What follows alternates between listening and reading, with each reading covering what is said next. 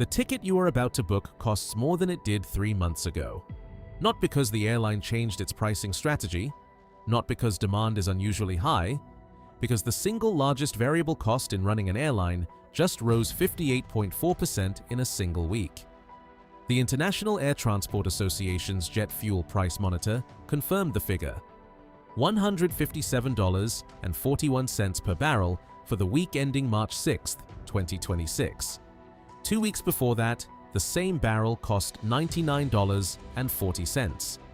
Airlines had built their entire 2025 financial model around fuel averaging $86 per barrel for the year. That forecast is now obsolete, and every ticket, every route, and every budget projection every airline wrote at the start of this year has to be rewritten alongside it. And to put the physical scale of this into perspective, a Boeing 747 burns approximately 1 gallon of fuel every single second during a standard Atlantic crossing. A 7-hour flight from London to New York consumes roughly 25,000 gallons. At current prices, the fuel cost of that single flight exceeds $85,000 before a single crew member is paid or a single landing fee is cleared. The global airline industry operates on a net profit margin of less than 4%. When the fuel bill doubles in a week, that margin does not soften, it vanishes. And history shows exactly what happens next. To understand why that fuel spike is so dangerous, you need to understand exactly how little room the airline industry has to absorb it. According to the International Air Transport Association, the global airline industry is on track to earn $36 billion in net profit on revenues approaching $979 billion in 2025. That sounds like serious money until you do the division. The net profit margin for the entire industry sits at just 3.7%, roughly half the average profitability of every other industry on Earth. After moving nearly 5 billion passengers and operating hundreds of thousands of flights, the average airline clears about $7.20 in profit per ticket sold. That is less than the cost of an airport sandwich. Now introduce a fuel shock into that arithmetic, and the margin does not compress gradually. It collapses overnight. And we know this because it has happened before and the timeline was brutal. Between March 31st and April 5th of 2008, 3 separate American carriers shut down within a single 6-day window. Aloha Airlines ceased operations on March 31st after 62 years in the skies, having carried Hawaiian passengers across the islands since the summer of 1946, initially flying a single war surplus propeller plane with a borrowed crew. ATA Airlines, which had operated scheduled and charter flights for the US military and holiday travelers alike since 1973, declared bankruptcy and grounded its fleet on April 2nd. Skybus, a low-cost carrier that had only launched the previous year, issued a shutdown statement on April 4th that explained the situation with painful clarity. Rising jet fuel costs and a slowing economy had proven, in its own words, insurmountable. In 3 airlines, 3 completely different business models, all gone within 6 days, all pointing at the same root cause. The structural reason this happens is straightforward, even if the consequences are not. Roughly 2/3 of all airlines' operating expenses are fixed: aircraft leases, labor contracts, airport terminal rents, debt service obligations, and these costs do not budge when revenues fall. But jet fuel, the single largest variable cost, and the one item that determines whether the whole structure survives or tips, is set entirely by a global oil market that no airline can influence, negotiate with, or predict. Fuel prices can and do swing between 30 and 60% year over year, driven by geopolitical shocks, refinery disruptions, or in speculative trading, forces that have nothing to do with how efficiently an airline is run. That is not a business model. That is a hostage situation. And right now, the ransom has just doubled. When jet fuel doubles in cost, every airline in the world faces the same choice: pass the pain to the passenger or absorb it yourself. But not every airline has the same ability to choose, and that asymmetry is what makes a fuel shock so much more dangerous than it first appears. A legacy carrier like Delta or United sells a meaningful share of its seats to business travelers and premium cabin passengers, people whose companies are paying the bill or whose income makes an extra $300 per ticket a minor inconvenience rather than a deal breaker. When fuel spikes, these carriers have room to raise prices because their customers have room to absorb the increase. The revenue holds. Now consider the other side of that equation. Frontier Airlines averaged just $43 per passenger in base fare revenue in 2024. Spirit Airlines, before its bankruptcy filing in late 2024, derived nearly 59% of its total revenue not from ticket prices, but from baggage fees, seat selection charges, and ancillary add-ons layered on top of rock-bottom fares. These are carriers whose entire business model is built on the promise that the base ticket is cheaper than anything else available. Their customers are, by design, the most price-sensitive travelers in the market. Academic research on ultra-low-cost carriers confirms that their route networks reflect a near-exclusive focus on leisure travelers, who tend to be more price-sensitive than business travelers. When you raise fares on passengers who chose you specifically because you were the cheapest option, you do not just lose margin, you lose the passengers. That leaves the second path. Absorb the fuel cost yourself. But with net margins already sitting below 2% for most budget carriers, there is almost nothing left to absorb. This is where the hedging gap becomes critical. Fuel hedging is the practice of locking in a future price for jet fuel before it is actually purchased, using financial contracts to cap exposure to market swings. It is the insurance policy that buys time when oil spikes. Delta, American, and United all exited the fuel hedging arena roughly 10 years ago, citing the cost and unreliability of the contracts. Then, in early 2025, Southwest Airlines, which had famously saved $1.3 billion through hedging during the 2008 fuel surge alone, formally ended its hedging program as well, with its CEO describing the practice as no longer beneficial to the company. The result is that today, every major US carrier has entered the current fuel crisis with zero hedging contracts in place, fully exposed to every dollar of the price increase. European carriers are better protected, but not immune. According to JP Morgan analysis, even a sustained 10% rise in jet fuel costs could reduce Wizz Air's operating profit by up to 31%, despite the airline holding fuel hedges covering the majority of its near-term consumption. So, the trap closes from both sides. Budget carriers cannot raise fares without losing the only customers they have. Legacy carriers can raise fares, but they are also carrying the largest absolute fuel bills on Earth, with no hedging cushion left. And every carrier in between those two extremes is discovering that the middle ground, which looked perfectly safe during years of stable fuel prices, offers no protection at all when the price of the commodity they cannot function without nearly doubles in a single week. The trap is the same for every carrier, but the depth of the hole varies dramatically depending on which type of airline you are and which part of the world you operate in. The exposure map right now is strikingly uneven, and some of the names on the most vulnerable list will be familiar. Not every airline enters this fuel crisis from the same position, and the differences between the most exposed and the least exposed carriers are not subtle. They are structural, measurable, and in some cases already visible in recent financial results. Start at the bottom of the vulnerability ladder. Ultra-low-cost carriers were already losing money before this spike arrived. According to Oliver Wyman's airline economic analysis, ULCCs have been consistently unprofitable since the pandemic, with revenues declining roughly 1% as recently as mid-2025. That is a category of carrier that was already bleeding before fuel doubled.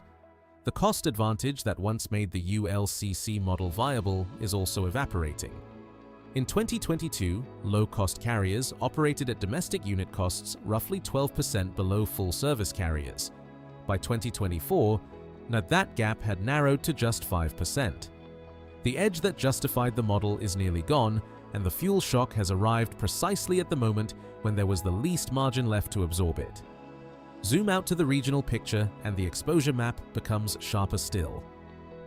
IATA data shows African airlines collectively operating on a net margin of just 1.3% in 2025, while North American low-cost carriers are running at approximately 1.9%. To understand what those numbers mean under a fuel spike, Consider the arithmetic. If fuel represents 26% of total costs and that cost rises by 50%, a carrier running a 2% net margin does not experience difficulty. It experiences the elimination of its entire profit base, followed by losses within a single quarter.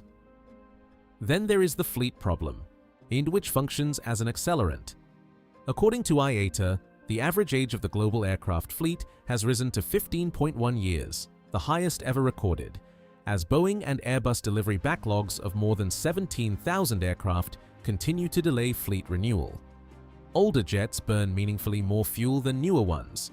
Historically, new aircraft deliver around 2% annual fuel efficiency improvements, but that figure slowed to just 0.3% in 2025 as the aging fleet dragged efficiency gains to a near standstill. The carriers who cannot afford the fuel spike are, in many cases, also the ones operating the oldest and least efficient planes in the sky. On the other end of the spectrum, two categories of carrier carry structural buffers that the rest of the industry simply does not have. Delta Airlines is the only major US carrier that actually owns a refinery. Its Monroe Energy subsidiary in Pennsylvania processes approximately 190,000 barrels per day and provides a partial hedge against refining margins, the gap between the cost of crude oil and the price of finished jet fuel, which is precisely the component of the current price spike that is doing the most damage. Meanwhile, Gulf carriers like Emirates and Qatar Airways benefit from geographic proximity to crude supply, state ownership structures that provide implicit financial backstops, and home governments with direct interests in keeping the Gulf's aviation hubs operational. Neither Delta nor the Gulf carriers are immune to a sustained oil shock. However, seeing when the rest of the industry is choosing between raising fares and absorbing losses with no cushion at all, these carriers are solving a somewhat different problem, which is a significant advantage in an environment where the difference between a 2% margin and a negative margin is now determined by a single week's movement in jet fuel prices. Knowing which carriers are most exposed gives you a map of where the pressure is building. What that map cannot show you is what the pressure actually looks like when it finally releases, because the damage from an airline failure spreads far beyond the carrier itself, and it does not stop at the airport door. When people imagine an airline collapse, they picture a stranded passenger at a departure gate with a cancelled flight notification on their phone. That image is accurate, but it is incomplete, and the part it leaves out is where the real damage happens. Start with the immediate numbers. A 2008 industry analysis warned that the failure of a single major US carrier would disrupt travel for between 200,000 and 300,000 passengers every day and trigger between 30,000 and 75,000 immediate job losses. The simultaneous failure of multiple carriers, which is precisely what happened in that 6-day window in 2008, could push job losses past 100,000 within weeks. These numbers are not projections. They are what the industry was staring at in real time when Aloha, ATA, and Skybus all went dark within days of each other. But the job losses, and as significant as they are, recover over time. What does not always recover is the route network. When an airline abandons a market, competing carriers do not automatically step in to fill the gap. The economics simply do not always support it, and this is especially true for smaller cities and secondary airports where only one or two carriers were operating to begin with. A Department of Transportation Inspector General review found that many of the domestic flights cut during the 2008 and 2009 period had still not been restored years later. For the communities that lost those connections, the effect was not temporary. Residents in smaller towns found themselves driving hours to reach the nearest major airport. Businesses reconsidered whether those locations made logistical sense, and regional economies felt the compression quietly and persistently. Then there is the fare spike. When a carrier disappears, the remaining airlines controlling those routes gain pricing power they did not have before. They use it. Tickets on routes that once had 2 or 3 competing carriers become significantly more expensive, often within weeks of a competitor's exit. The traveler who budgeted for a flight suddenly finds that budget is no longer realistic. And then there is the dimension of airline collapses that almost never makes the evening news. Air cargo moves over $8 trillion worth of goods annually, accounting for roughly a third of world trade by value. This includes temperature-sensitive vaccines, semiconductor chips moving between fabs and assembly plants, fresh produce, and aerospace components that cannot wait weeks on a container ship. The belly holds of passenger aircraft carry a meaningful share of this freight. When passenger capacity collapses on a route, the cargo capacity on that route collapses with it. Manufacturing lines halt. Hospital supply chains tighten. Pharmaceutical cold chains break down. This is not a theoretical risk.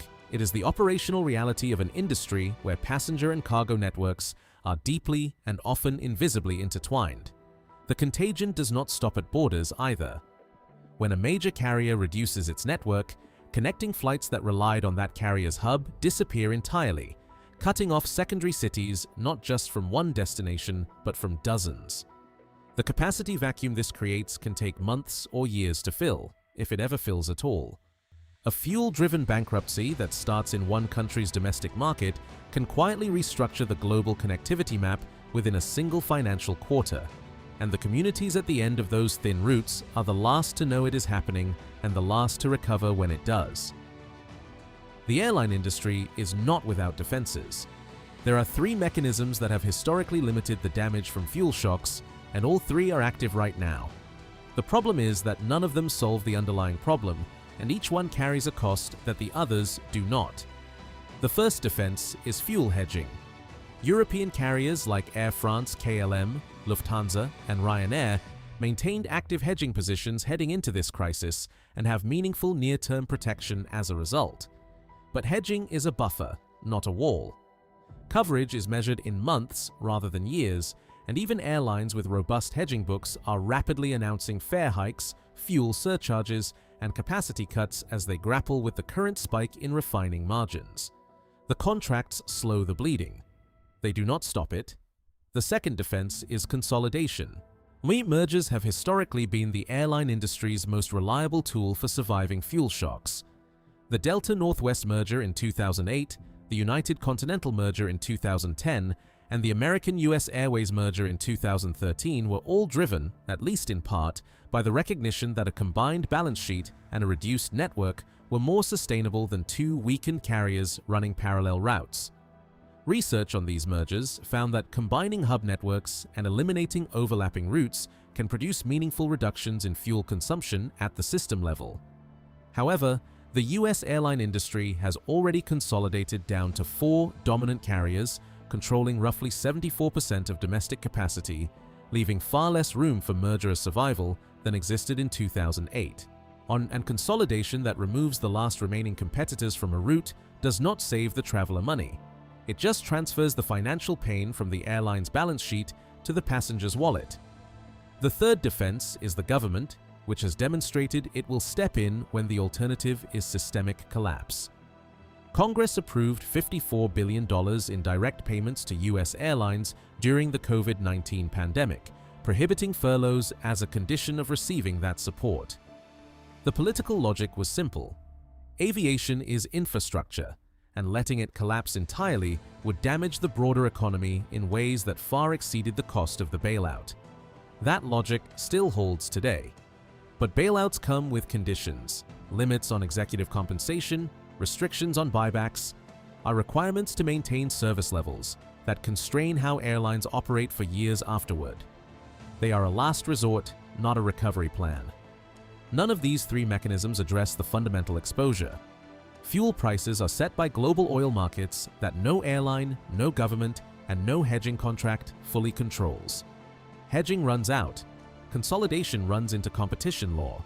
Bailouts require a crisis visible and painful enough to generate political will. The industry can survive another oil shock. It has survived several. What it cannot do is build a structure that is genuinely immune to the next one, because the cost of doing so, whether in the form of permanent government subsidies, mandatory hedging requirements, or price controls on jet fuel, is larger than any government has been willing to pay in the absence of an active emergency. Which brings the question back to you, sitting in your seat on the next flight you book, and what the ticket price you see tells you about how far down that road we actually are. If you found this video useful, consider subscribing and hitting the like button. It directly helps this channel reach more people who want to understand how industries actually work under the surface. And if you want to go deeper on the mechanics of what happens when a major industry hits a structural wall it cannot climb over, the next video on this channel is exactly that, and it covers a sector you almost certainly interact with every day.